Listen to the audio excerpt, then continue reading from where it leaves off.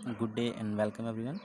तो चलिए आज हम आप जो बचा हुआ वीडियो था पार्ट 2 उसको आज लेकर आए हैं। अगर आपने पहला पार्ट नहीं देखा है पार्ट फर्स्ट, तो वीडियो में जाके और देख लीजिए प्लेलिस्ट में पहला पार्ट देखकर ये देखिएगा तभी समझ में आएगा। ठीक है, क्योंकि आधे एक्सप्लेनेशन उसमें है। ठीक है, तो चलिए शुरू करते हैं। तो हम पिछले वीडियो में यहाँ तक कर चुके थे, हमें यहाँ से करना था। ठीक है, तो चलिए देखिए। In the fall of 1872 I determined to make an effort to get there. मतलब 1872 के अंत में I determined to make an effort to get there. मैं मतलब पूरी तरह दृढ़ निश्चय किया, मैं पूरी तरह डिटरमाइंड था कि मैं वहाँ पर जाने के लिए एफर्ट करूँगा। ठीक है। My mother was troubled with a grave fear that I was starting out on a wild goose chase.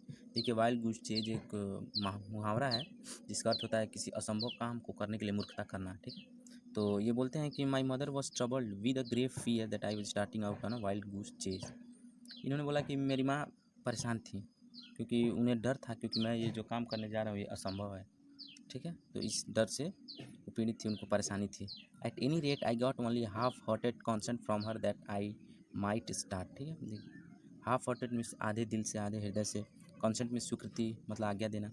तो एट एनी रेट, किसी भी कीमत पे, I got only half hearted consent from her that I might start. तो writer लेखक बोलते हैं कि मुझे किसी भी कीमत पे मेरी माँ आपने सिर्फ आधे मन से मुझे बोली ठीक है तुम जा सकते हो। ठीक है। I had very little money with which two by clothes and पे माई ट्रेवलिंग एक्सपेंसेस। लेखक बताते हैं मेरे पास बहुत ही कम मनी, बहुत ही कम पैसा था जिससे मैं अपने कपड़े खरीद सकूं या अपने जाने के खर्चे को उठा सकूं। ठीक है, मेरे पास बहुत कम मनी था। ठीक है, मतलब मेरे कपड़े खरीदने के लिए और जाने के लिए खर्च जो किराया लगता है उसको पे करने के लिए। ठीक है। My brother John help me all that he could, but of course that was not a great deal. ये लेकर बता दें कि मेरे भाई, उनका जो बड़ा भाई था जॉन, उनके लिए सब, उनके उसके पास जितना भी सेविंग थी, मनी थी, उसके पास जो भी था उसने उसका हेल्प किया, लेकिन ये भी ये भी पर्याप्त नहीं था। Finally the great day came and I started for Hampton. तो लेखक बताते हैं कि अंततः वह बड़ा दिन आ ही गया जब वो हैम्पटन के लिए जाना शुरू किए। I had only a small cheap satchel that contained the few articles of clothing I could get. Small cheap satchel मतलब कि गट्ठर, एक जैसे कपड़े कपड़े में बांध कर एक गट्ठरी बनाया जाता है तो उसको सैचल बोलते हैं। ठीक, तो ये बोले कि मेरे पास एक बहुत ही cheap satchel that contained the few articles of clothing I could get. ठीक है, मेरे बहुत ही सस्ती एक सैचल था जिसमें मैं कुछ कपड़े बांधा हुआ था। ठीक है। My mother at the time was rather weak and broken health. उस समय मेरी माँ थोड़ा कमज़ोर और अस्वस्थ थी। ठीक है। I hardly expected to see her again and thus our parting was all the more sad. ठीक है, लेखक बताते एक्सपेक्टेड मीन्स होता है आशा करना। ठीक है, पार्टिंग मीन्स विदाई, जानते हैं आप लोग, जब डिपार्चर मतलब जब दूर जाना किसी से तो उसे पार्टिंग बोलते हैं, अलग होना। ठीक है, तो देखिए लेखक बताते हैं कि I hardly expected to see her again. लेखक बताते हैं कि मुझे बहुत ही मुश्किल था उनसे अब दोबारा मिलना, उनका हेल्थ को देखते हुए। ठीक है, एंड 10 आवर पार्टी में ऑल मोर सैड, इसलिए अब मुझे लगा कि मैं उनसे दोबारा नहीं मिल पाऊंगा, इसलिए मैं जब उनसे विदा ले रहा था तो ये जो क्षण था ये और भी दुखी वाला हो गया। ठीक, सी हाउएवर वॉज वेरी ब्रेव दो इट ऑल। ठीक है, लेकिन लेखक बताते हैं कि यद्यपि उनके पास बहुत ही अस्वस्थ थी, कमज़ोर थी, लेकिन फिर भी वो बहुत ही मजबूत थी। The distance from Malden to Hampton is about 500 miles. ठीक है, तो जो माल्डेन था, माल्डेन से हैम्पटन की दूरी 500 माइल्स थी, यानी 500 माइल्स थी। और आप लोग पता होगा कि एक माइल में लगभग 1.6 किलोमीटर्स होता है। ठीक है।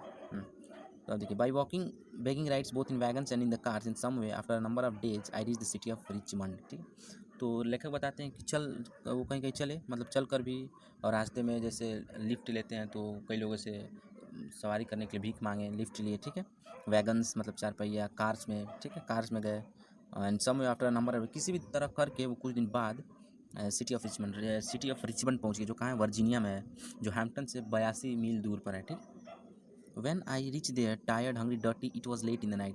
जब ये रिचमंड पहुँचे तो ये बहुत ही थके थे, हंग्री बहुत ही भूखे थे, डर्टी मतलब पूरी तरह, मान लीजिए इतने दिन से नहाए हुए होंगे नहीं, कपड़े धुले हुए होंगे नहीं, तो उनके कपड़े सारे डर्टी हो चुके, ये भी पूरी तरह डर्टी हो चुके थे। ठीक, it was late in the night, और ये आधी रात, लगभग आधी रात हो चुकी थी। I had never been in a large city and this rather added to my misery. अब ये बताते हैं कि आज तक कभी किसी बड़े सिटी में तो गए नहीं हैं, न रहे हैं, तो इससे इनको और मुश्किल होने लगी। When I reached Richmond I was completely out of money. जब ये रिचमंड पहुँचे तो इनके पास जितने भी पैसे थे सारे खत्म हो चुके थे। I not a single acquaintance in the plains. Acquaintance miss होता है साथी। ठीक है, कलीग। तो इनके पास एक एक कोई भी, मतलब एक इनका कोई साथी भी नहीं था उस पूरे जगह में। ठीक है, and being unused to city ways I didn't know where to go. और ये सिटी में तो गए ही नहीं थे, बड़े बड़े सिटीज़ में, इनको इसलिए रास्ता पता नहीं था। ठीक है, तो इनको पता भी नहीं था कि किधर जाएँ। I asked eight several places for lodging, इन्होंने बहुत लॉजिंग में होता है ठहरने के लिए स्थान, जैसे छोटा मोटा होटल हो गया जहाँ आदमी रुकते हैं। तो I asked eight several places, मैंने बहुत ही जगहों पर ठहरने के लिए पूछा, but they all wanted money, लेकिन उन सभी को क्या चाहिए, पैसा चाहिए था। And that was what I did not have, और यही चीज़ तो इनके पास नहीं थी, इनके पास पैसा था ही नहीं कि कहीं रुक सके, खा सके। Knowing nothing else better to do I walk the street, अब इनको कुछ भी अच्छा सूझ नहीं रहा था, तो क्या किए ये गलियों में ही चलने लगे, गलियों में ही चलने लगे, ठीक है। I must have walk the streets till after mid night, ठीक है। ये सोचे आधी रात तक स्ट्रीट्स में चलते रहे चलते रहे। At last I become so exhausted that I could no longer, exhausted में होता है पूरी तरह थक जाना, ठीक है।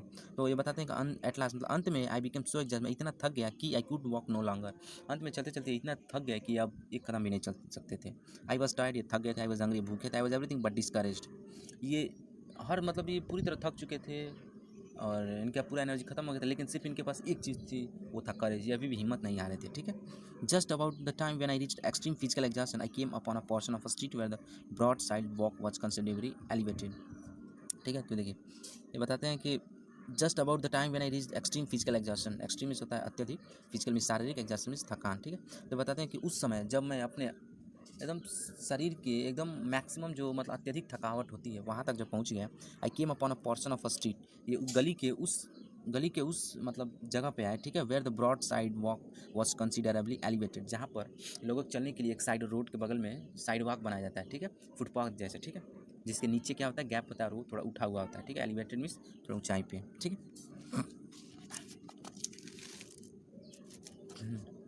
I waited for a few minutes till I was sure that no passer by could see me and then crept under the sidewalk, ठीक है। ये बोलते हैं कि मैं कुछ मिनटों तक वहाँ इंतजार करता रहा, पासर बाई मतलब आने जाने वाले लोग को, ये देखने के लिए कि कोई आने जाने वाले लोग तो अब नहीं है, जब सब सारे चले जाएंगे तब ये चुपके से उसमें सोएंगे, ठीक है। Could see me and then crept, creep means होता है रेंगना, उसका सेकंड फॉर्म है क्रेप्ट, ठीक है, अंडर साइड वॉक। तो जब देखते हैं कि कोई नहीं है, अब रास्ते में कोई आने जा रहा है, तो क्या करते हैं, चुपके से जो साइड वॉक है उसके नीचे जो गैप था उसमें वो रेंग कर चले जाते हैं, ठीक है। And live for the night on the ground, और पूरी रात वहीं पर लेटे रहते हैं। With my satchel of clothing for a pillow, और जो ये गठरी बांधे थे कपड़े में उसको अपने तकिया की तरह यूज़ करते हैं। Nearly all night I could hear the tramp of feet over my head, ये बता दें लगभग पूरी रात ये लोगों के आने जाने के जो फुट स्टेप्स होते हैं, मतलब आने जाने के जो पैरों की आवाज़ होती है सुनते रहते हैं, ठीक, अपने सर के ऊपर, ठीक है, क्योंकि वो नीचे सोए थे और ऊपर से लोग आ जा रहे थे।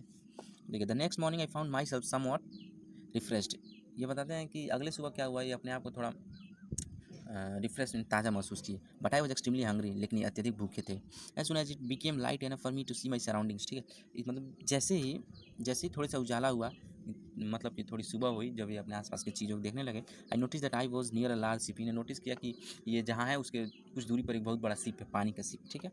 आई it seem to be unloading a cargo pig iron, और ये देखे कि इसमें से जो पिग आयरन होता है, मतलब जो कच्चे आयरन होते हैं जिससे अभी कुछ बनाया नहीं गया है, उसको सब बनाने मटेरियल्स बनाने में यूज़ किया जाता है, देखते हैं उसकी अनलोडिंग हो रही है, मतलब उसको शिप से उतारा जा रहा है, ठीक है। I went at once to the vessel and asked the captain to permit me to help to unload the vessel in order to get money for food, ठीक है। वेसल मतलब कि जिसमें पी आयरन रखा था, जो शिप में था, वहाँ जहाँ से निकाल कर लाया जा रहा था, ठीक है। तो ये क्या बोला, आई वेंट एट वंस तुरंत, मैं तुरंत चला गया to the vessel and asked the captain to permit me, जहाँ से अनलोडिंग हो रही थी वहाँ तुरंत चले गए और वहाँ पर जो कैप्टन था उससे पूछे, ठीक है। आज द कैप्टन टू परमिट मतलब मुझे परमिट होता है आज्ञा देना, to help unload the vessel to get money for food, तो उससे कैप्टन से बोले कि मुझे भी अलाउ कीजिए ताकि मैं अनलोडिंग करूँ और मुझे पैसे मिले जिससे मैं खाना खरीद सकूँ। The captain a white man who seem to be kind hearted means दयालु, कॉन्सेंट्रेट मीन्स एग्रीड, सहमत हो गया, ठीक है। तो जो कैप्टन था एक गोरा आदमी था, ठीक है, हु सीम टू बी, जो दयालु दिख रहा था, वो बोला ठीक है। I work long enough I work long enough to earn money for my breakfast, ठीक है। तो ये कुछ उतनी देर काम कर लिए जिससे जो इनके पैसा मिला उसे ब्रेकफास्ट कर सकते हैं। And it seems to me as I remember it now to have been about the breakfast that I have ever eaten, ठीक है। तो ये बोलते हैं कि मुझे आज भी वो खाना, मतलब वो खाना जो मैं उस समय लिया, खरीदा, काम करने के बाद जो पैसे मिले, उससे जो ब्रेकफास्ट लिया और वो जो खाया, वो मेरे ज़िंदगी का आज तक का सबसे बेस्ट ब्रेकफास्ट था जो मैंने खाया आज तक। मैंने जो भी चीज़ खाया, जो भी किया, लेकिन वो ब्रेकफास्ट मेरी ज़िंदगी का सबसे अच्छा, सबसे बेस्ट खाना था।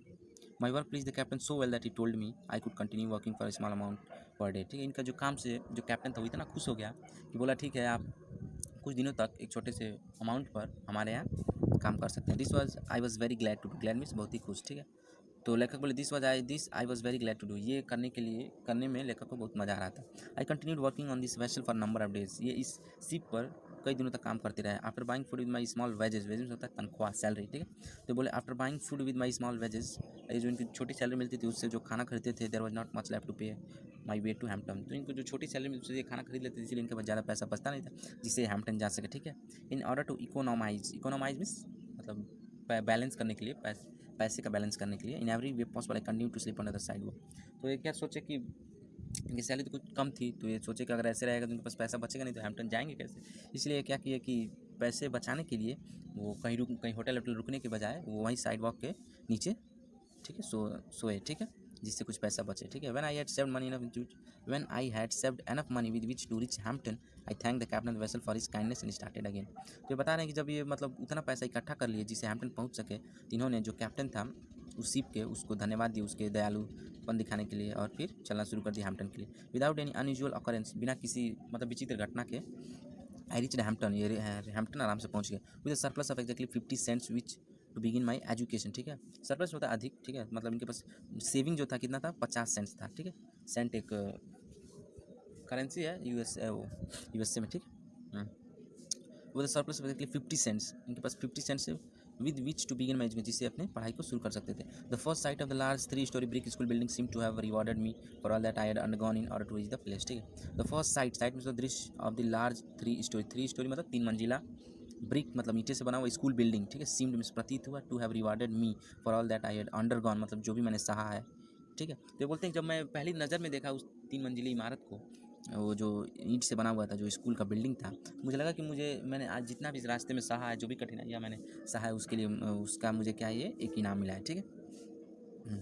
The give me new life the place the sight rewarded me all that and ठीक है। The sight of it seem to give me new life, इसका जो दृश्य था ये मुझे लगा कि नया जीवन दे दिया, ठीक है। As soon as possible after reaching the grounds of the Hampton Institute, as soon as possible मतलब तुरंत, ठीक है, तुरंत after reaching the grounds of Hampton Institute के जैसे ग्राउंड पहुँचे, I presented myself before the head teacher for assignment to a class, ठीक है। ये क्या बोले, जैसे ही वो हैम्पटन पहुँचे तुरंत अपने आप को हेड टीचर के सामने प्रस्तुत किया, ठीक है, ताकि वो क्लास में एडमिशन ले सके। Having been so long without proper food, a bath, a change of clothing, I did not of course make a very favourable impression upon her. तो बताते हैं कि मैं इतने दिनों से तो नहीं मेरे पास अच्छी खाना था, ना ही अच्छे से नहाया धोया, एंड चेंज ऑफ क्लोथिंग, कपड़े भी बदले नहीं थे। तो इससे क्या हुआ कि मेरी लुक सही नहीं था, जिससे मैं हेड टीचर के सामने उतना इंप्रेशन नहीं छोड़ पाया, उतना प्रभावित नहीं कर पाया। I could see at once that there was doubts in her mind, ये बोले कि मैं तुरंत देखा कि उनके दिमाग में कुछ डाउट है, कुछ संदेह है मेरे ऊपर, ठीक है। अबाउट द विजडम एडमिटिंग, वो संदेह है मेरे बुद्धिमानी पर और मुझे एक स्टूडेंट के तौर पर एडमिट करने में। For some time she did not refuse to admit me, कुछ समय के लिए वो मुझसे ना तो नहीं बोली, ठीक है। इन ऑल द, ठीक है, neither did she decide in my favour, ना ही वो मुझे हाँ बोली। I continue to linger about her and to impress her in all the ways I could with my worthiness, ठीक है। मैं उनको मतलब उनको इम्प्रेस करने के लिए मैं जितना मेरे पास जितने तरीके सब अपनाए, आई कुड विद माई वर्दीनेस, मेरे पास जितने ईमानदारी थी, जितने मतलब गुण थे, मैं सबको इस्तेमाल कर रहा था। In the mean time I saw her admitting other students, इसी बीच मैं देख रहा था कि वो और बच्चों को एडमिट कर रहे थे, and that added greatly to my discomfort, ठीक है, and that added greatly to my discomfort. और वो ये मैं देखकर मैं बहुत ही असहज महसूस कर रहा था, मुझे बहुत डिस्कम्फर्ट हो रहा था। I felt deep down in my heart, मैं अपने मतलब बहुत हृदय से मतलब बहुत ही मुझे दुख हो रहा था, ठीक है। That I could do as well as they, ये बोल रहे थे कि मैं भी वैसा कर सकता जैसे वे कर सकते हैं। If I could only get a chance to show that was in me, ठीक है। ये बोले कि अगर मुझे सिर्फ एक चांस मिले ये दिखाने के मेरे अंदर क्या है तो मैं कर सकता हूँ। After some hours had pass the head teacher said to me the adjoining recitation room needs sweeping, take the broom and sweep it. तो कुछ घंटे जब बीत गए तो जो हेड टीचर मुझसे बोली कि जो ये बगल में जो कमरा है रिसाइटेशन रूम, रिसाइट में जहाँ कुछ भाषण होता है, कुछ रिसाइट किया जाता है, ठीक है।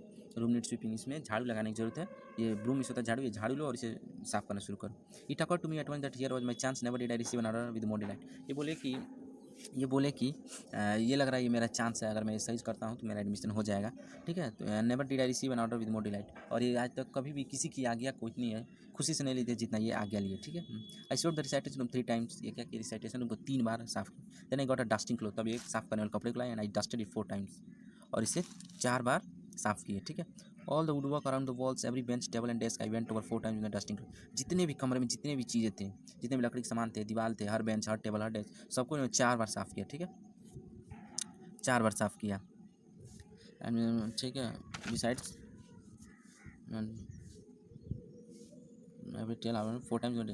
Besides, every piece of furniture had been moved and every closet corner in the room had been thoroughly cleaned. इन्होंने रूम का हर कोना कोना में जितने भी फर्नीचर थे सबको इधर कर उधर चारों तरफ एकदम पूरी तरह साफ कर दी. I had the feeling that in a large measure my future depend upon the impression I made upon the teacher in the cleaning the room. इनको ये बोले कि मुझे लग रहा था कि मेरा जो फ्यूचर है इसी पर डिपेंड करेगा कि मैं इस रूम को कितना साफ़ करता हूँ जिससे वो मेरे काम से खुश हो जाए head teacher. When I was through I reported to the head teacher. जब मैं कर लिया तो मैंने हेड टीचर को बताया. She was Yankee woman. वो एक यांकी कोई कास्ट है, ठीक है. यांकी वुमेन थी who knew just where to look for dirt. जो जानती थी कि कहाँ मतलब गंदगी अगर देखना है तो कहाँ देखेंगे कोई साफ़ नहीं हुआ, ठीक है. She went to the room and inspected the floor and closets, ठीक है. वो क्या कि तुरंत वो अंदर रूम में गई और फ्लोर और क्लोजेट को निरीक्षण की. देन सी टूक हर हैंडकरचीफ. तब वो अपना दस्ती मतलब रुमाल ली and rubbed it on the woodwork. और ये जो वुडवर्क था, जो लकड़ी के फर्नीचर थी, उस पर रगड़ी, ठीक है. About the walls of the table bench. दीवार पे भी रगड़ी, टेबल बेंचेस सब पे, ठीक है. When she was unable to find one bit of dust on the floor or particle dust on any of the furniture.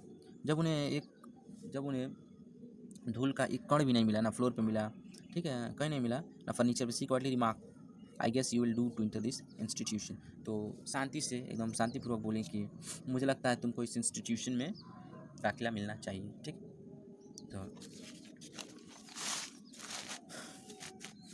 I was one of the happiest souls on earth. ये बताते हैं कि मैं दुनिया का सबसे खुशनसीब मतलब सबसे खुशी आत्माओं में से एक था. The sweeping of that room was my college examination. उस रूम को साफ़ करना मेरा कॉलेज का एग्जाम था. I have pass several exams since then. उसके बाद से मैंने कई एग्जाम्स पास किए. But I have always felt that this was the best one I ever pass. लेकिन ये हमेशा इनको बताते हैं कि मुझे हमेशा महसूस होता है कि ये मेरा सबसे अच्छा एग्ज़ाम था जो आज तक मैंने पास किया था, ठीक.